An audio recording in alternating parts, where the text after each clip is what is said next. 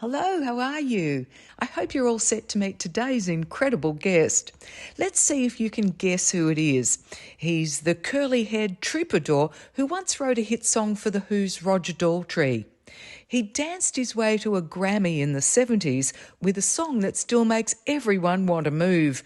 And his heartfelt ballad, When I Need You, went straight to number one right around the world.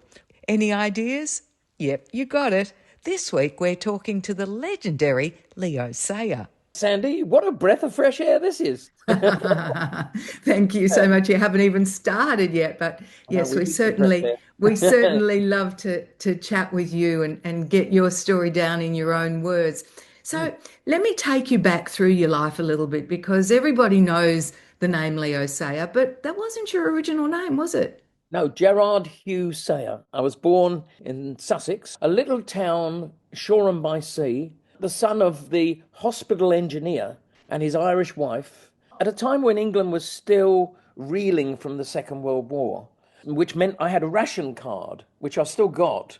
So I never had sugar as a kid. I grew up without that. We lived in a house in the grounds of the hospital. I once wrote a song called The Kid's Grown Up, which is all about the bus that could see into my bedroom because it was right on the road, And I would wave to the people on the bus, when I was a boy, and they'd wave back on the top deck. It was pretty good, actually. I mean, there's nothing to complain about. I didn't do so well at school because I was a dyslexic kid. I had learning difficulties that wouldn't have been analysed in those days, but now we know all about ADHD, all that stuff. Of I course. had a really fertile mind and a very slow body. You started singing in the church choir at about 11, Well, didn't yeah, you? my parents were very, very religious, very devout Catholics, and the nuns and the priests would all come to the house. Me and my brother used to call the house the presbytery because it was basically where all the priests lived as much as when they lived in their own place. So yeah, we were very close to the clergy, and there was a wonderful priest from Donegal in Ireland. He had this beautiful voice. I loved singing with him. So he said, "Look, let me help you." And he helped me and gave me some lessons on how to develop the voice. So I was able to bring the voice all the way from my stomach, my lungs. And he took me with him to monasteries and nunneries and cathedrals. And, it had me sing with him. I was his favorite choir boy and altar server. At school, you joined a band. What sort of music were you being influenced by as you were growing up? I had an older cousin. One day we went up there and he had a record deck and he put on two records he'd just bought. One was Buddy Holly, but he also had another record that was very intriguing with a rough-looking bloke on the cover with a flat cap called Bob Dylan. On that were all these kind of really serious, fixing to die. See that my grave is kept clean, old blues songs, and The House of the Rising Sun. And that first Bob Dylan album, he only wrote one original song, and that was a song about Woody Guthrie, his hero. But other than that, they were all covers of old blues songs. And I suppose that introduced me to this kind of like dark world that my parents would have never introduced me to. So I got fascinated and I looked up the artists, Booker White and Sonny Terry and Brownie McGee. And I went to the record store where you could, in those days, a record shop was a place where you could play records, had Uh-huh. booths. Yeah. Because not many people could actually afford to buy records because they were quite expensive for normal people. So you'd put them on, and you'd have this little soundproof booth and you'd listen to this old dark guy singing this weird song about death. It intrigued me, it fascinated me. And plus the Buddy Holly thing at the same time was so much about fabulous joy and youth and incredible, this brainiac kind of guy with glasses on singing these songs. I mean, later Elvis Costello coined that one, didn't he? And Yeah. copied him. He fascinated me as well because he was so free and it was wonderful. We had a band. The drummer used to tap his hands on books. I think he had some sticks, but he had books, and the guitarist Phil Hamlet was the boy that everybody admired. His dad was rich, ran a Porsche showroom, so he had an electric guitar. And the bass player somehow he managed to kind of borrow a bass guitar from his uncle or something like that. So we had a band, of four guys, bang. And I was playing the harmonica very badly in those days and singing at the front, oh boy, When you're with me, oh boy, the world can see. And I was singing the Buddy Holly songs, and I threw in one of those blues songs as well. And I remember it was the sixth form. It was like speech day, and everybody had to do something because they knew we had a band, and all the headmaster looking on and everything like that. And we did about three songs, and everybody cheered. It was wonderful. I mean, my God, this works. The most joyful moment. And I thought, well, if all goes wrong, I could do this. I never really ever seriously ever thought that I'd be doing what I'm doing now, but it was a skill set to be able to sing in tune, to be able to know how to sing into a microphone, have the harmonica maybe with me, and also, stand up there not feeling like my trousers had fallen down. It was a wonderful feeling, of confidence the first time in my life. There I was, good at art.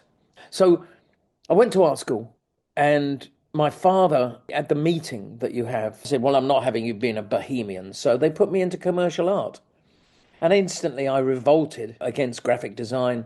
I was hanging out with all the fine artists, doing life drawing and still life. But it came to about a 2-year assessment, and I decided that art was shit and painted everything in brown. And they threw me out of art school.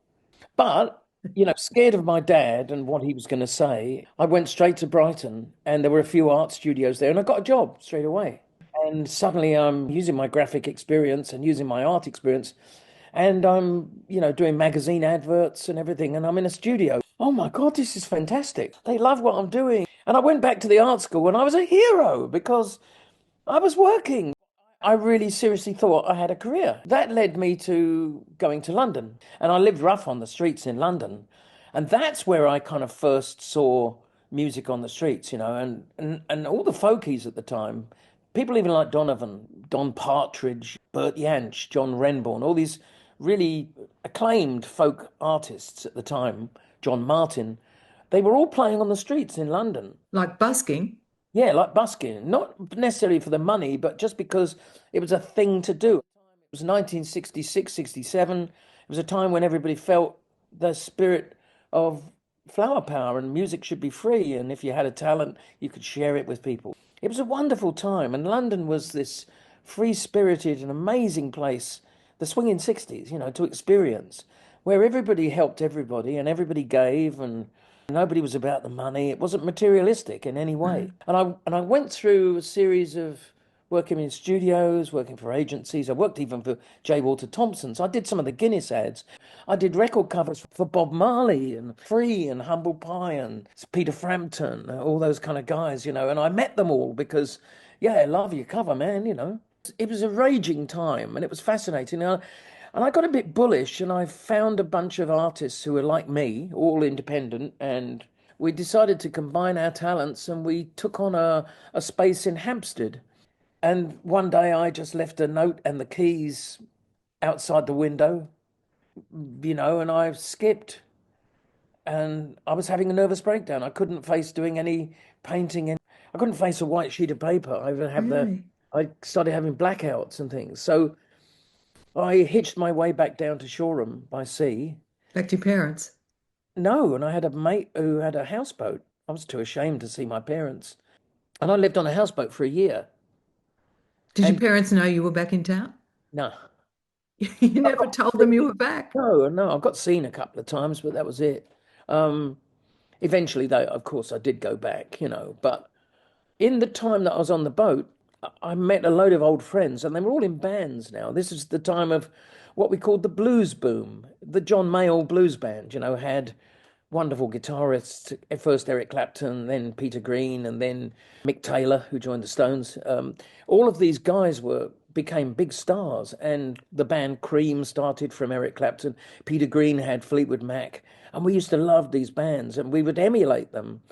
But I wanted to sing blues songs, but I didn't want to sing about Chicago, where I'd never been. I wanted to sing about Shoreham-by-Sea. So we made up blues, me and a guitarist who came and stayed on the boat, Max Chetwynd, and we wrote all these songs all about what we knew. So we were writing kind of like quasi blues songs about our area. We went to an audition. First one was the Melody Maker Battle of the Bands. We came second in it. So inspired by that, we saw an advert in the newspaper from Brighton. And we went to an audition, and we found out that the guy holding the audition, his father was a car salesman, but his father wanted him to do his son to do something legit. So he thought he'd give him the money to have to take the audition, start up an agency. But the kid, he'd been an ex-drummer. He'd worked with a guy called Adam Faith, who was a famous pop singer. We won the audition. Opportunities were there for young people. Suddenly, young people ruled the world. Gerard Sayer, or Jerry the harmonica player, was soon forgotten. I was known as Jerry the harmonica player for sitting in with bands in London, even the guys in Cream and Fleetwood Mac as well. They all knew me. The audition led to Adam Faith also seeing me. But David Courtney and I started writing.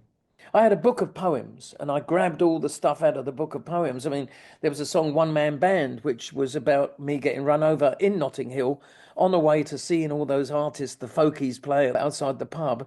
I got run over by a cab, so I wrote down everything, and the words of One Man Band are exactly that. Everybody knows down Ladbroke Grove, you've got to leap across the street. I wrote it down at the time. I never thought it would go anywhere. But suddenly looking at the book with Dave playing music in the background, I'm going, hey, I've got something for that, Dave. That's how the songs came together. That first album, Silverbird, is pretty much full, and Just a Boy, pretty much full of poems and scribblings that I wrote and then turned into something. Solo, which is all about hitchhiking, SOLO, I'm on my own, going down the road, and they all became usable, as it were. They became vehicles for my career. They'd started off as just your musings and then you set them to music and they've all become hits. And they were very personal, I mean, all the stories, all the way from Orchard Road, Moonlighting, they're all things that really happened. They were written from reality. They were autobiographical. Right, the story of your life. Yeah, so it was a wonderful way for a non-confident, shy guy to find his feet, to bare your soul, to sing about stuff you knew, stuff you'd experienced, and also then to share it with the world rather than keeping it locked up. I can't believe you say you were shy. You're anything but shy these days, aren't you? Probably that nervous breakdown. I went through a transformation. What can I say? I was very inward and then I became very outward. So a bit like a butterfly, you were in as Jerry Sayer and you came out as Leo Sayer. How did you get the name Leo? Ironic that my record company was called Chrysalis, isn't it? I love it. Where'd you get the name from? Adam Faith's wife, Jackie. I had this massive head of hair, much bigger than it is now. I suppose that was my little rebellion. And she said, he looks like a little lion. And there was a cartoon film, early days of TV, that was Leo the Lion. So that was it. It stuck. Leo. Amazing. And you were happy with that? How does one then integrate a new name?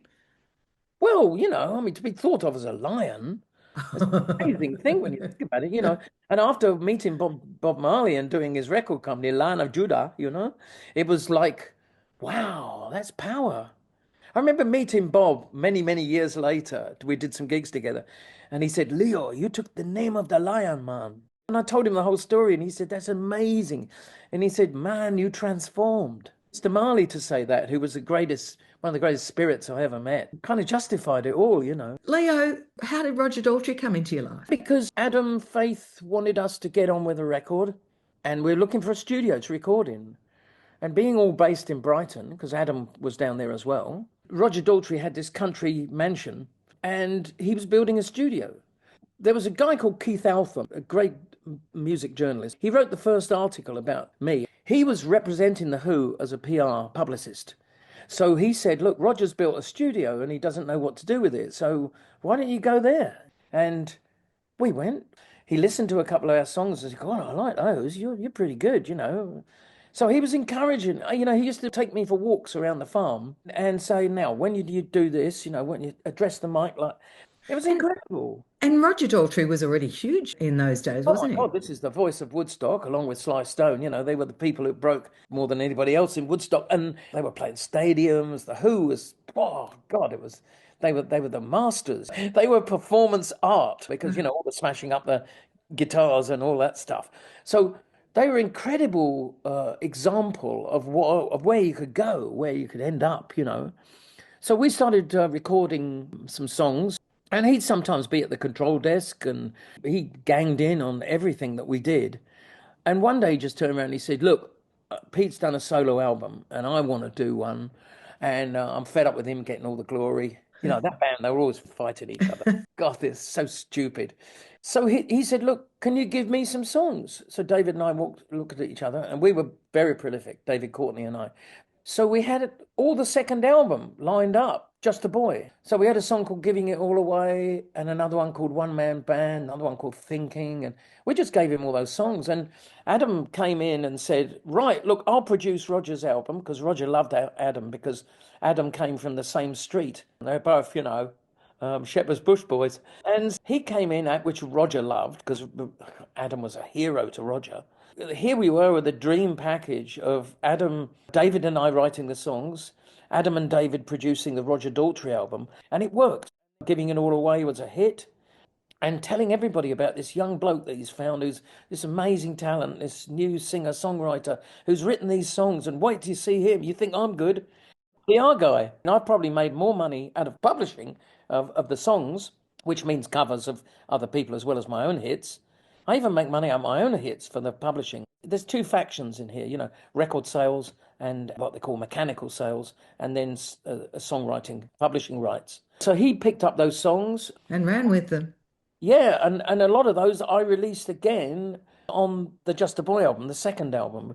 We did the One Man Band, that was a single, and Giving It All Away was there as well. So it was around that time that you started to look for an image for yourself as a performer, wasn't it? Yeah, well, Roger Daltrey's album came out, and the lovely guy who was his cousin did the Daltrey cover, which was a splendid cover of Roger with all his mane of hair, and the back of it was the back of the mane of hair. And I loved the cover, and Roger said, go and see Graham for your cover. Bang, I went up to Great Titchfield Street in Soho, walked into Graham's studio. There were three characters on these photographs, and there was a girl called Little Nell. She was in the Rocky Horror Show. On the other side is one of the supermodels, dressed in beautiful kind of theatrical outfit. And in the middle is a Pierrot. Now, I'd seen a movie when I was at art school that I absolutely adored. And I adored it because the guy spoke in mime. The character in it was just mesmerizing. Pierrot the clown, right? Pierrot, well, he's not really a clown. That's why they get it all wrong. Pierrot is a character from the French theatre. He's the opposite. His nemesis is Harlequin. But the Pierrot in French theatre is the moralizer of the story. He tells the story. He's an instigator of everything good and everything just. And so here's this picture of this character.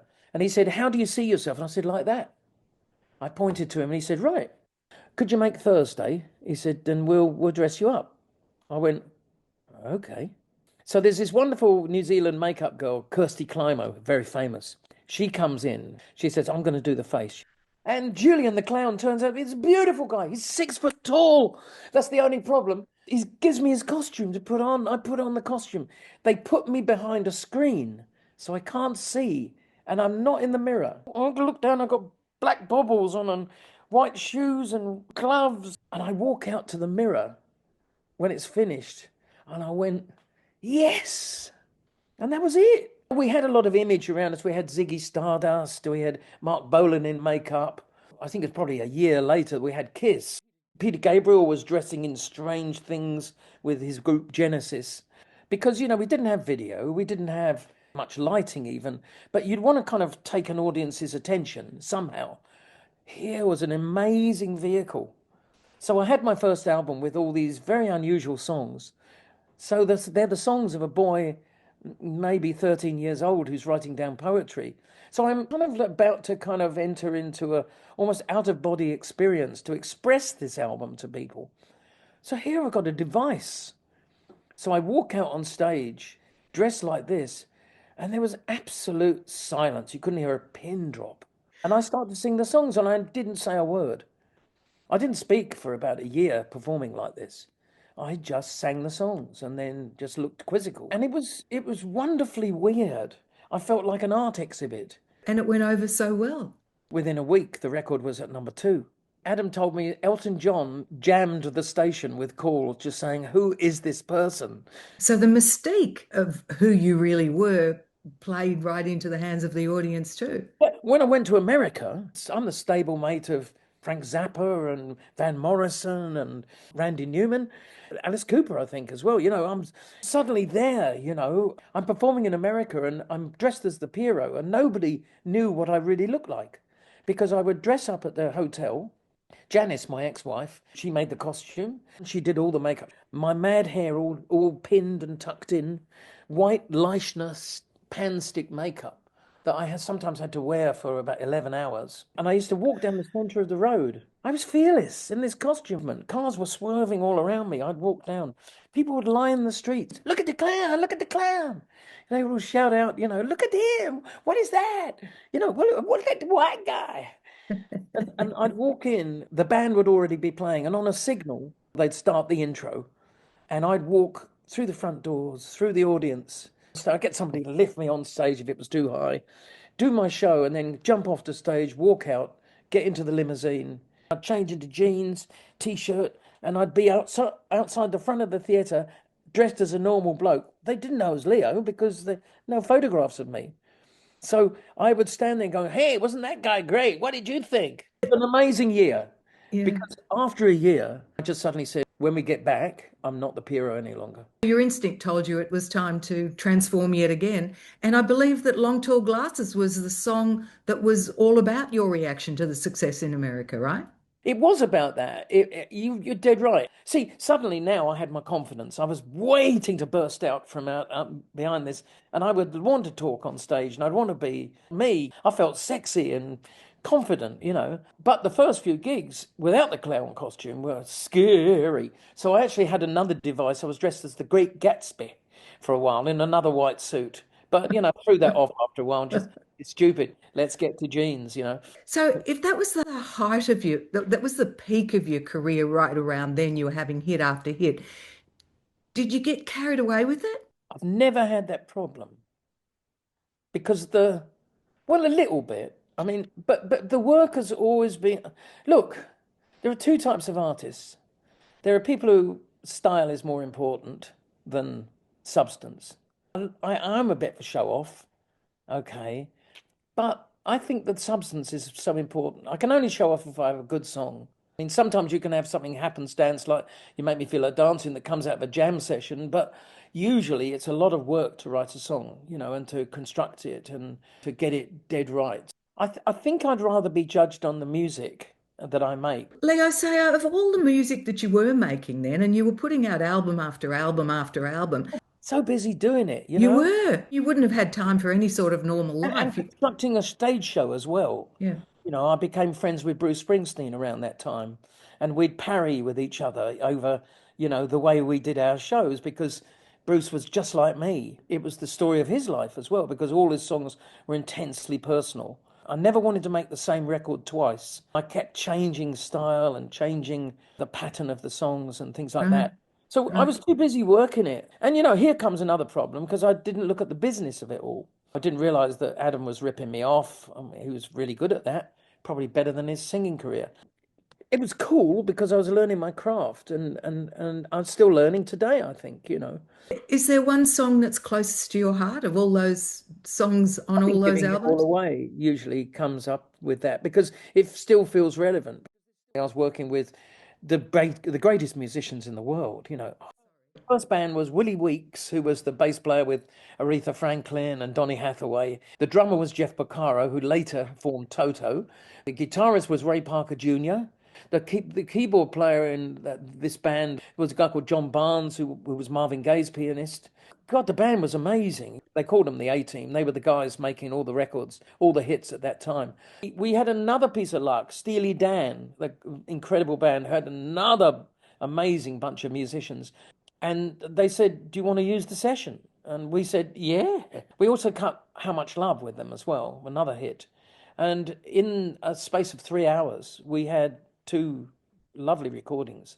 They became kind of the cornerstone of the album, although there was When I Need You as well. That's right. That came out of that Endless Flight album too. That was my first real sort of platinum album. And yeah, two consecutive number ones out of that in America and a success all over the world. And it turned around things for me. I mean, Rod Stewart had made Transatlantic Crossing, where he'd gone to America to make an amazing album where he suddenly, from an English artist, becomes an American artist. And we were doing the same just a few weeks later. So it was a transformation again into something bigger. And I enjoyed that role because all of a sudden it was less taxing trying to find old lyrics to put to songs.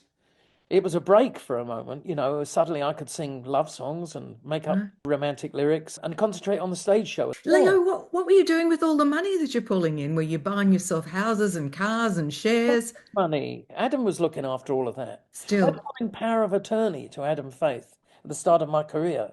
He didn't have to tell me anything. I had no rights of seeing what I earned. Everything was controlled. You know, everything was handed out. I can't honestly tell you. I mean, I've never been bored in my life. I don't know how to be bored. But at the same time, from 1974 to 1979, I've never had a break. In fact, I've never even had a house because I just rented or stayed in hotels. It was a constant moving staircase, you know.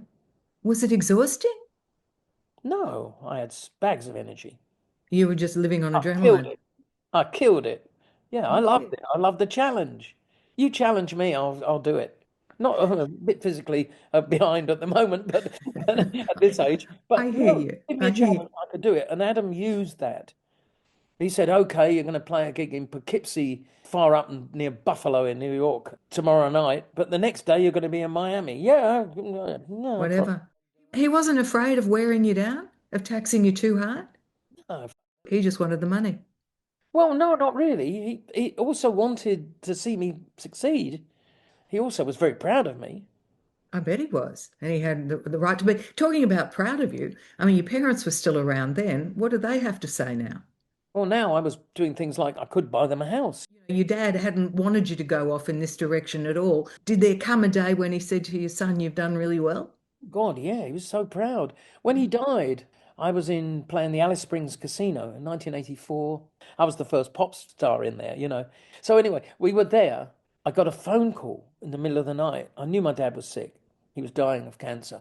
And it was my dad. And he was saying, "Look, whatever you do, don't come home. They're all going to ask you to come home. I'm dying. But, you know, don't come home. I'm so proud of you there. More than anything, you know. Stay doing what you're doing. You're the greatest achievement in our family. And don't worry about me. I'm so proud of you." That morning, I checked with the switchboard of the hotel we were staying at, and they said, no, there was no international call. I managed to put a call through to my mother, and she said, "Oh, Dad died 2 nights ago." So I spoke to my dad. After he, Yeah. And I got all that on record. I wrote down the times and everything. So that's how proud my father was of me, that he'd speak to me from beyond the grave. In a way, everything that happened after that is like, you know, a continuance of Leo suddenly getting hold of his own life after all of this control. And, you know, I very happily got, and, you know, and that's why I feel no bitterness towards Adam or anybody who put me off. And boy, I've worked with some weird ones. Harvey Weinstein was my agent at one time.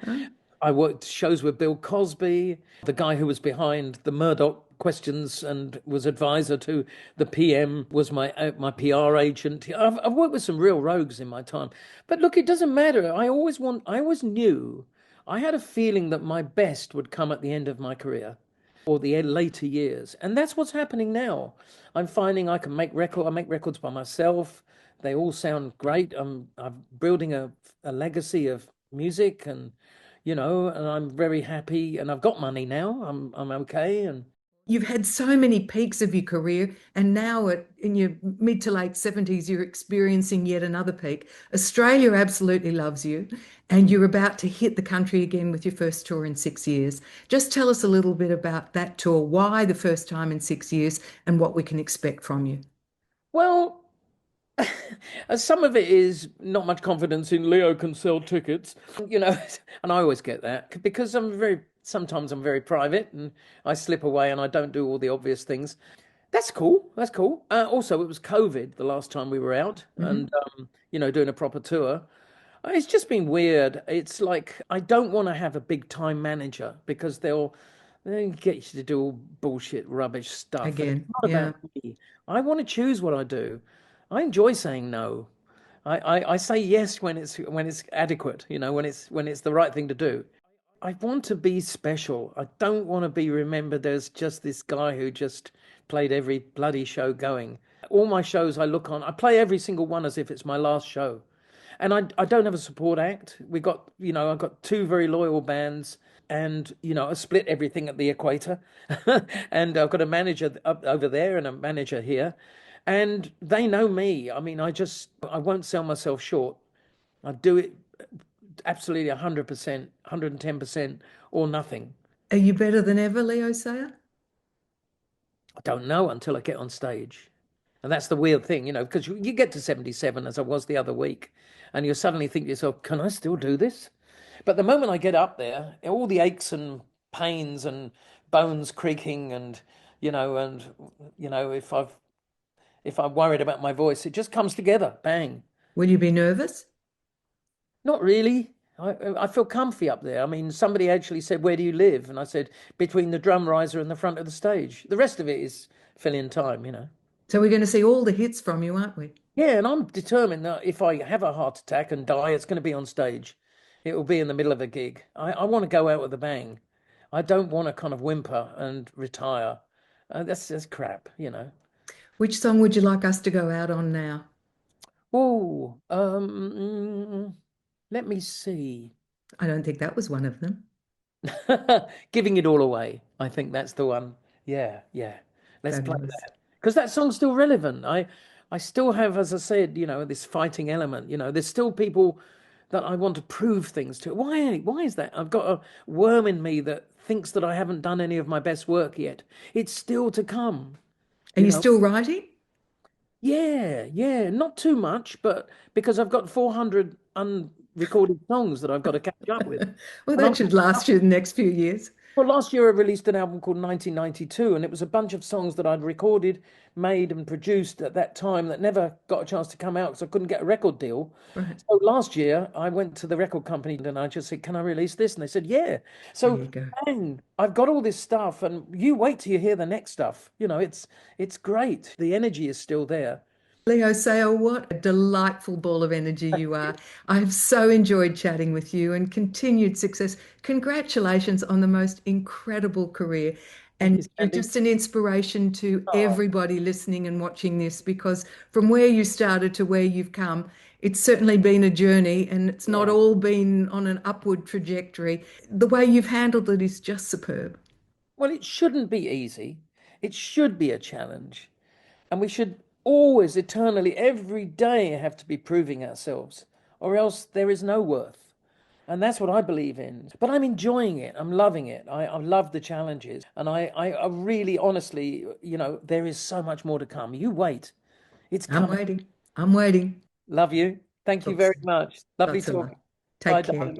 Bye. I hope you've enjoyed hearing Leo Sayer tell his story. And don't forget, if you'd like to request a guest, just let me know through the website, abreathofreshair.com.au. I'm not sure how he's managed to maintain his boundless energy over the past 5 decades. Maybe it's simply that constant positive outlook. Anyway, I'll look forward to being back with you again, same time next week. Bye now.